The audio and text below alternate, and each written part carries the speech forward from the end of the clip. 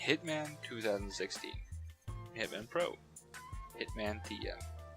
This strange yet straightforward approach to naming this game is a good introduction into talking about it. When reviewing or even simply rating a game that comes from such a beloved lineage as Hitman, people often ask simple and utilitarian questions. Is it like Hitman Blood Money? This is probably the best question to be asking, and it deserves a simple and concise answer. Yes, it plays just like Hitman Blood Money. The next one is trickier due to its conflicting nature. Is it like Hitman Absolution?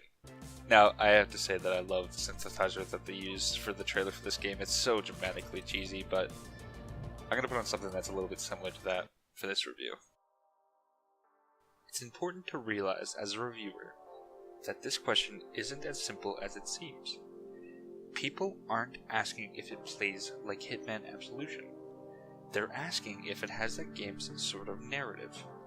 The narrative of going through story hoops instead of the usual framing device of contracts.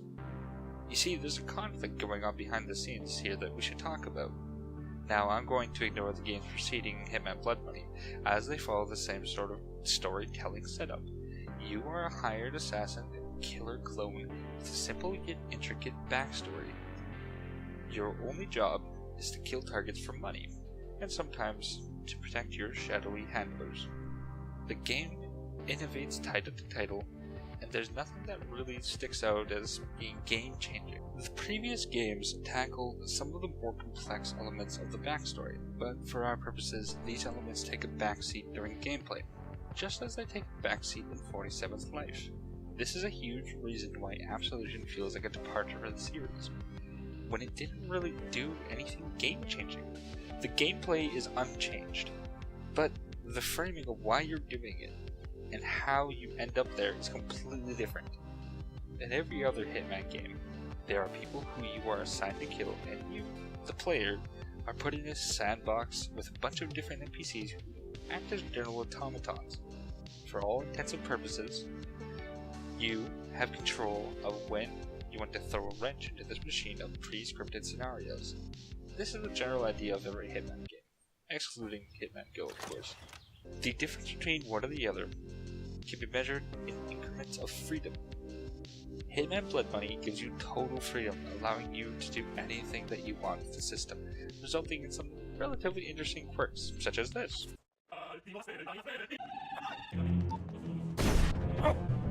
Which is a perfect silent assassin rating with no bodies found, no one alerted, no one even knew that you were there.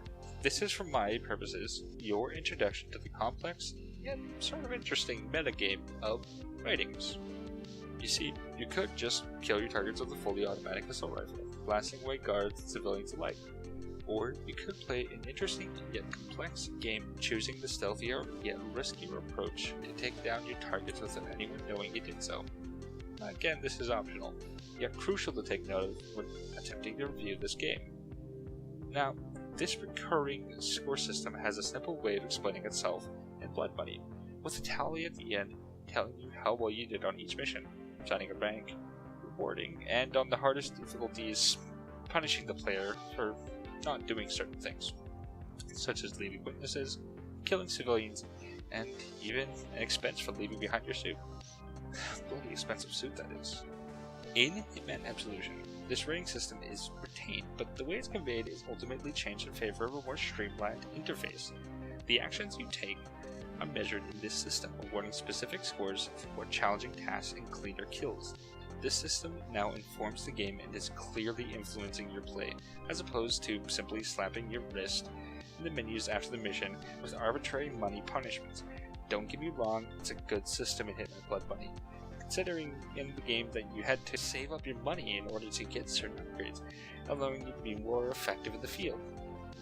However, this upgrade system is nixed in Absolution in favor of a more focused single-player experience. So let's put into focus this scoring system. Effectively, the incentive of upgrading that you see in Blood Money is removed, as IDOS believe that you don't need that incentive to enjoy the game. This philosophy carries over to Hitman TM, in that your score is conveyed to you, but it's different now. more complex in its simplicity. More complex in its simplicity. I sound like a pretentious asshole. Now, when you shoot a civilian, you don't get minus 1,500 points arbitrarily. You simply get an articulated message. Non-target killed. This red colored text is introduced early and clearly explained to the game mechanics. It is trying to tell you that this is not a necessary action for a would-be silent assassin. Being detected, killing in the open, getting recorded on camera, all these things are conveyed in a minimalistic manner. Every step is shown to you outright instead of it being hidden away in pause menu screens as in Hitman Blood Money. This, however, is also done on top of a system that coddles you extremely unless you turn it off. Yes, I'm going to talk about the opportunity system. For those who aren't privy to this rather blatant dumbing down of the game in its complex levels, it's a system that actively guides you towards a certain scenario. All of them end up with you, alone with your target as they let their guard down. The Paris level illustrates how terrible the system can be with the helmet opportunity, turning one of the best introductions to rising difficulties with rising security levels, which also corresponds with the floors of the mansion, which I think is brilliant. It's nothing more than a silly runway walk now, and then you can walk upstairs, and nobody tries to stop you. Now, I don't hate this system.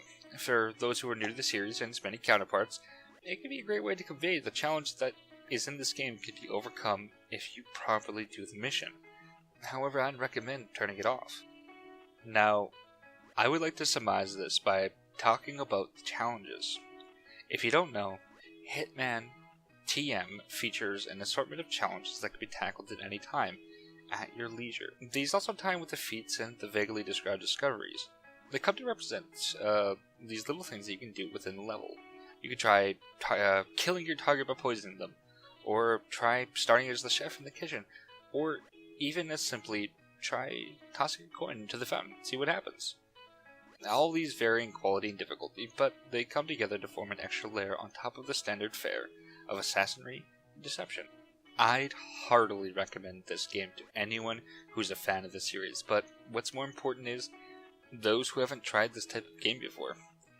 If you can get over the fairly clunky animations and textures that are far from perfect, I'd recommend Hitman Blood Money before taking on this game. It's cheaper, and the gameplay is generally about the same, and the progression is definitely a lot easier to follow. I'd also recommend that you get this game before you get Absolution, but understand that I don't dislike that game. I just find that the stellar titles that were released before and after simply outshine it. I hope that you enjoyed this review of Hitman TM. Remember to like and subscribe if you enjoyed the video. It really does help immensely.